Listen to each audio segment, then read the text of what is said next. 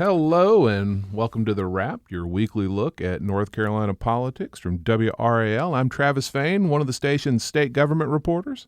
And I'm Will Doran, another state government reporter. And Will, it's been a week. I tell you what, those of you who know Laura Leslie, who is often on this show, our colleague, she hit her head and got a concussion, so she's been out for this week, but she's doing much better. You should see her back around the State House next week. I know people are sending her love and would want to know that update. So Laura's doing well. She's got to take it a little easy for a while.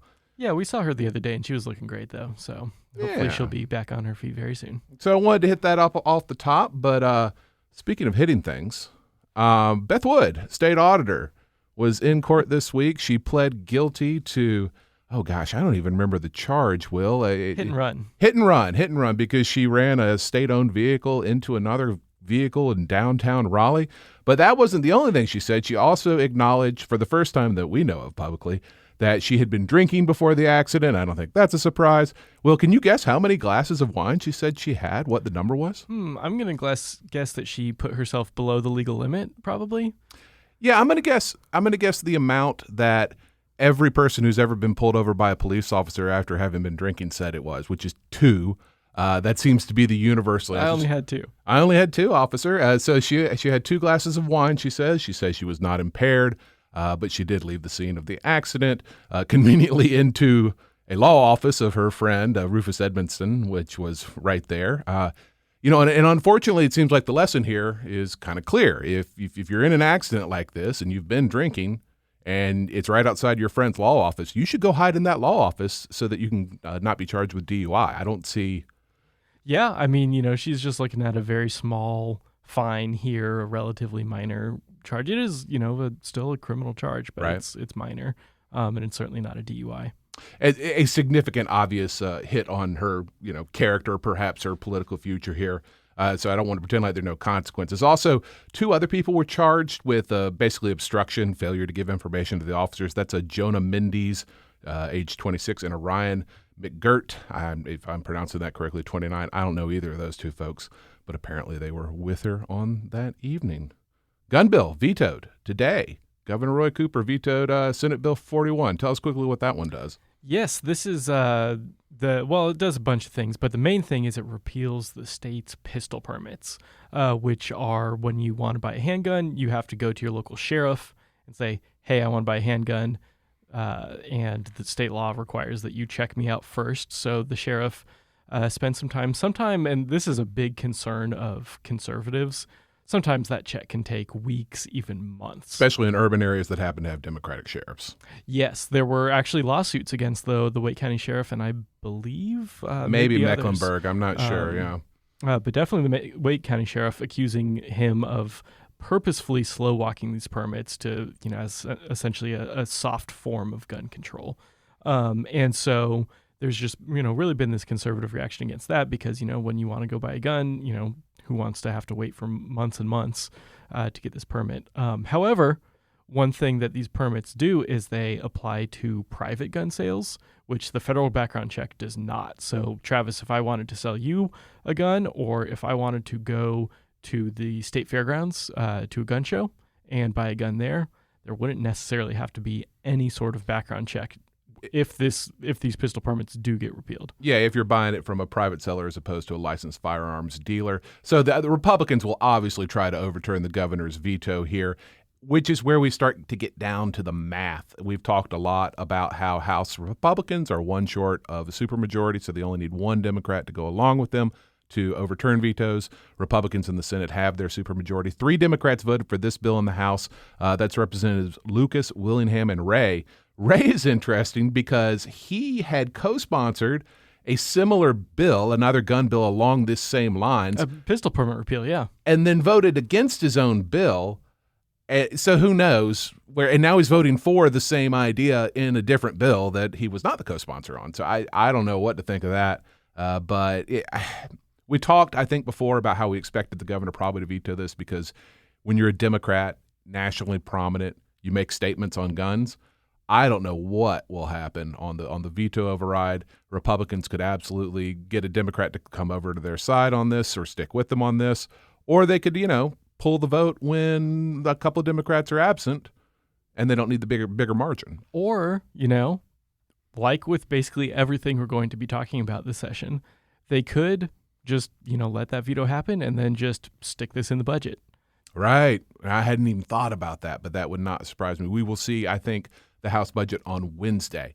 Medicaid is going to be signed by the governor. Medicaid expansion passed the House 87-24 on, what was it? Thursday was the final vote. 13 The anniversary of Obamacare becoming law. 13 years to the day. I don't think that Speaker Moore planned that to honor Obamacare, but he told me that he did not know that it was the anniversary. But that it's fascinating. Republicans spend all this time trying to kill Obamacare, running it down, end up embracing a key policy of Obamacare, and then end up approving that and sending it to the governor on the 13th anniversary. Now we wait and see what's in the budget. Because, as we've said before, Medicaid expansion doesn't actually get implemented until a new state budget passes. Exactly. And that's why I just said, that if there's a veto that the Republicans can't override, it's always possible they could just stick it in the budget. Because with Medicaid being tied to the budget, Cooper has to sign the budget. After as much political capital he's spent over the years and as Democratic lawmakers have spent, you can't go and veto it now. Right. You would think so. Tim Boylan, by the way, interviewed Speaker Tim Moore on Thursday, who was told that abortion policy will not be one of those things they stick in the budget. So abortion will be separate from that, assuming everybody keeps to that, which I think is worth noting. Again, we expect the House to release its version of the budget Wednesday. It'll go through committee hearings Thursday. On abortion, we still don't have a timeline for an abortion bill. Democrats, though, had an abortion bill this week that they rolled out. Was it another? Yes, I was there. Senator Natasha Marcus and Representative Julie Van Hafen were kind of the two lead folks on that. The RBG bill, named after the late Supreme Court Justice, to protect abortion rights here in North Carolina. They acknowledged that it obviously has zero chances of passing in our current Republican-controlled legislature, but said that it's important to make a statement. And, they had a bunch of OBGYNs there, including one woman pretty young in her career who said that she can't morally continue living in North Carolina. And so she just took a new job in California. And she's going to move this summer because of the direction that we're heading on abortion laws. Wow. Speaking of kind of bills that get people riled up, the CRT bill, the anti-CRT bill, this is the one that limits the way race and racism and the history of these things can be discussed in a North Carolina classroom. It cleared the House on a 69-49 party line vote. Republicans voting for it, Democrats against it. I don't know the timetable on that bill in the Senate, but it's one that the Senate has passed before and the governor has vetoed before. So we're going to stay on that merry-go-round, I guess. Seems like that's one where Democrats would hold the line together.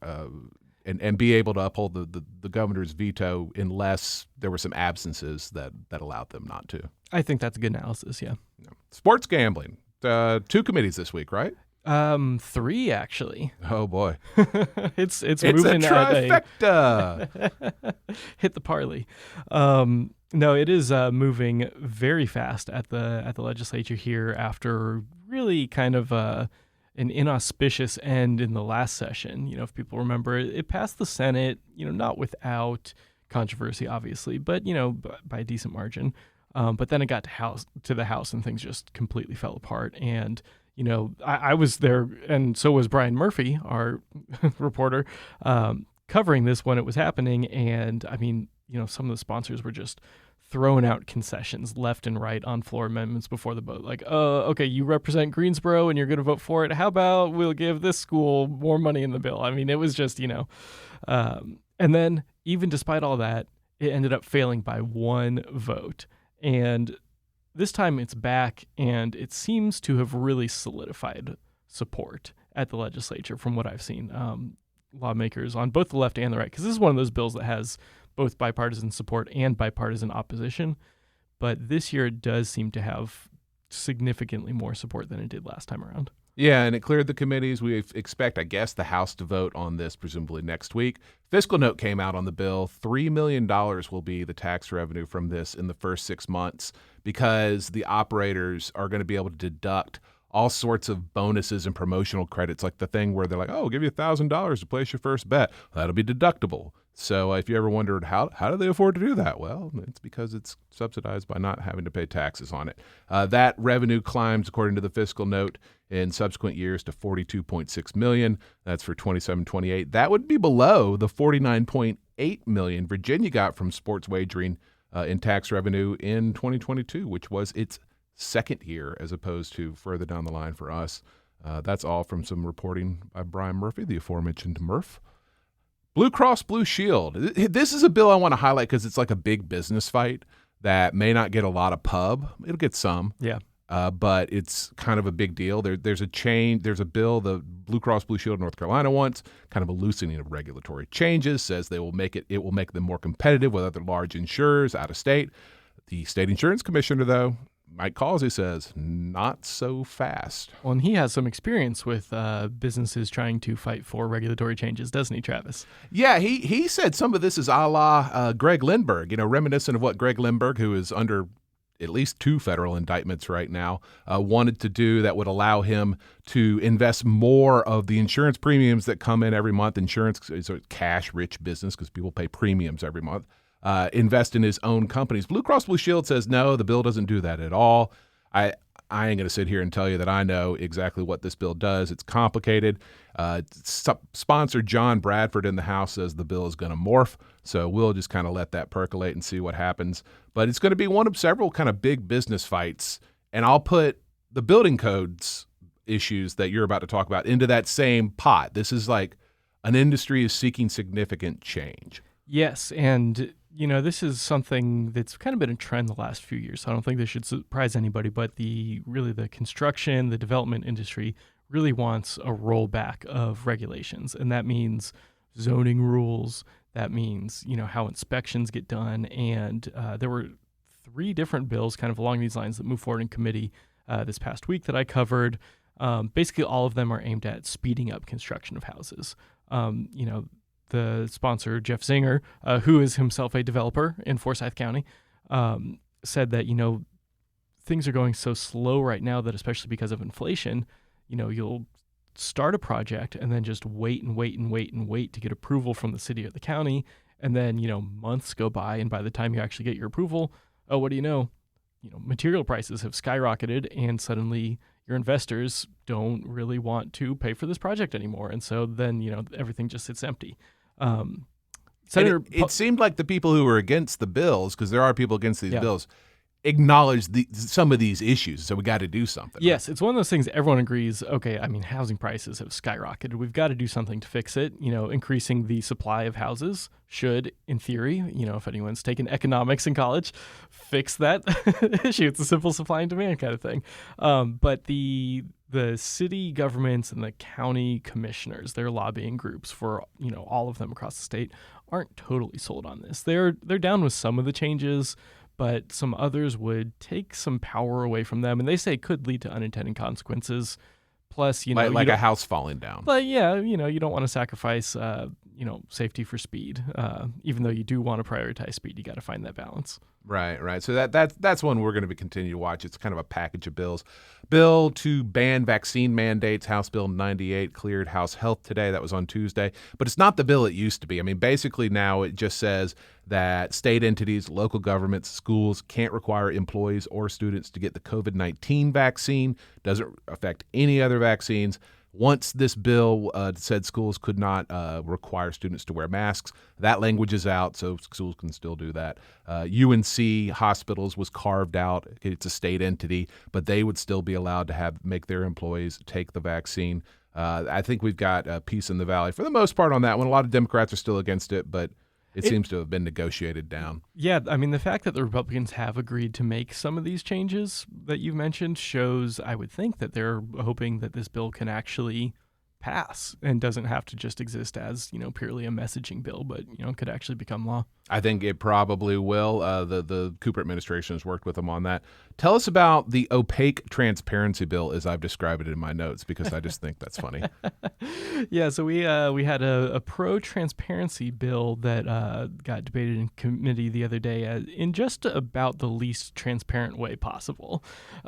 So, as people who've been around the building know, oftentimes, PCS, an amendment, gets suggested to things at the last minute. Well, that's what happened here. And, the public couldn't see this new PCS of the bill while it was being debated, before it was being debated. Even some of the members on the committee said they only got it a couple minutes beforehand. One of them clearly was reading the old version of the bill, asking questions because she kept using like the wrong section numbers when she was referring to stuff. So she clearly didn't even have the new updated version. And it was just kind of one of those head scratching moments when you say, are we really all about transparency here? If the public can't look at what we're doing, and even the state lawmakers don't necessarily know what they're voting on. And the bill moved forward without it being clear in the room that everyone understood it, right? Is that a fair characterization on my part? Yes. Anytime that members of the committee had questions about like, hey, what does this bill actually do? Those questions weren't really answered by the bill's sponsors or legislative staff. Instead, they kind of just kicked it all to the liaison for State Treasurer Dale Falwell, whose office wrote the bill. And a big part of the bill is to kind of crack down at the Council of State, which is the group of executive elected officials, which Falwell sits on, which Governor Cooper sits on, Lieutenant Governor, AG. Yeah, the 10 statewide elected officials in North Carolina state government. Yeah, and this all dates back to the pandemic, when Cooper used his emergency powers to do things like shut down businesses in the early days of COVID, which Republicans really opposed. And said that they should have been allowed to vote on, but Cooper did it without them voting on it. This bill would change those rules moving forward. Say anytime the Council of State ever does anything, it's got to go up for a full vote, and the governor can't just do it himself. Yeah, and a lot of this is good because they've changed some of that power structure already. Yeah, some of that already got changed. You're right. And this is kind of about the meeting protocols, and well, maybe we don't fully understand the bill because it wasn't. That was a big question. Like, is this just cleaning up the language to, illustrate what the legislature already chose to do, or is this adding new things and making new changes? And no one could get that question answered. We'll fix it in the Senate, Will. Don't worry about it. That one is H205, by the way. I think it is only cleared committee, so it does have some more stops. Yeah, we'll see. Before it leaves the House. Quickly, on the appointments bill, that cleared the House unanimously. The only two things that I saw that I'll note were that Dr. Perrin Jones, a former House member from Greenville, will be appointed to the North Carolina Institute of Medicine. And Kathy Harrington, former State Senator Kathy Harrington, is replacing former State Senator Jerry Tillman on the State Board of Transportation. Senator Tillman passed away not too long ago. That appointments bill is House Bill 411, if you want to read it. House Bill 96 requires a little bit of history and civics in college. It cleared the House this week, 69-47, close to party lines. Shelley Willingham and Joe John were the two Democrats who voted for it. This one got kind of more controversial than maybe I was expecting. Yeah, I covered this one when it was in committee, and it didn't seem all that controversial. I'm not sure exactly when or why I Democrats think it came picked around up something on it. in rules. It got some debate in rules. So. Yeah. And, on its face, it seems good. Make people study civics. I think, a lot of folks would say, yeah, society might be better if people knew a little bit more about how government works, how history works. But there are some concerns that Democrats had about this, which I think you listened to, Travis, when it was being debated, right? Yeah, because it lays out some things that you have to read, and they actually added an amendment, so the North Carolina Constitution is one of those things now. But it's like the Constitution, several of the Federalist Papers, Martin Luther King's letters from a Birmingham jail, basically founding documents and some other writing. The Declaration of Independence, the Emancipation Proclamation. There you go. And Representative Amos Quick, in rules and then again on the House floor, asked Representative Keith Kidwell, who was the bill's sponsor. And, look, Kidwell is about as far right as you can get. Amos Quick is, he's a Democrat. I don't know how far left or right he is. But there's also a black-white situation here, too, because Quick is black, Kidwell is white. And Quick was basically saying, hey, Representative Kidwell, how'd you land on the letters from a Birmingham jail? Well, what was it about that made you want to include this? And so there was a little bit of I wouldn't call it necessarily tense back and forth, but it was clear that Democrats were kind of pushing back on this idea of the Republican Party picking and choosing which historical documents got to be read. Lindsay Prather, who I believe is from Buncombe County, a first-term House member. She stood up, gave a speech. She said, hey, none of these documents are written by women. Only one of them is written by a black person. Only one of them was written in the last 160 years. And the idea being that maybe this is not the best way and the best place to pick the foundational documents that we use to teach children about, or not children, college kids about American life. So I don't know. That one generated more debate than I expected. And the embalming fluid bill? It's more debate than I expected. That's the one where apparently some people are putting PCP and fentanyl into embalming fluid, and then at one point... That was a new one to me. At one point, Representative Fontenot, who is the Wilson County representative and the sponsor on this bill, he said that embalming fluid gives you superhuman strength. Do you think that's right? Does that sound right? Well, I mean, given who embalming fluid is technically usually given to, I would certainly hope not. Yeah, and it comes out of a tragic story. Apparently, a young man was high on this stuff, and if I remember remembering correctly, and forgive me if I'm not, because it is a terrible story, I believe his mother had to shoot him, had to kill him because of the way he was behaving on this stuff. So the idea is to make it illegal to sell it in this manner. But I mean, during the debate on the House floor, Democrats were saying, I don't know that we've thought this out all the way. Apparently, you can buy it on Amazon. Like, people were Googling it on the House floor. So it passed 88-27. So after quite a bit of debate, actually passed with bipartisan support. Strong vote margin, goes over to the Senate. I'm guessing the Senate, though, takes a look at this and slows the train down a little bit. That's a very Senate thing to do. You could say that with most bills, I think. Yeah. Quick hits. Also this week, a bill passed the House that will add, if you want it, and you qualify, a designation that I guess it indicates the driver is on the autism scale. And the idea being you hand your license to the officer looks at it and sees it, and then maybe understands a little bit better why you're behaving this way or that way because you have autism. Interesting measure. Yeah, I mean, we've seen so many videos of police officers shooting people during traffic stops, and I think this is just aimed at, hey, if we can just take that down a notch even just a little bit by letting the cop know, hey, this person might be reacting weirdly, but it's not suspicious necessarily. This, yeah. 111 to 0. April 22nd, Mark Robinson will hold an event at Ace Speedway, making some announcement. Will, do you have any idea what he's going to announce, the lieutenant governor? Maybe just his shopping list, or maybe a run for governor.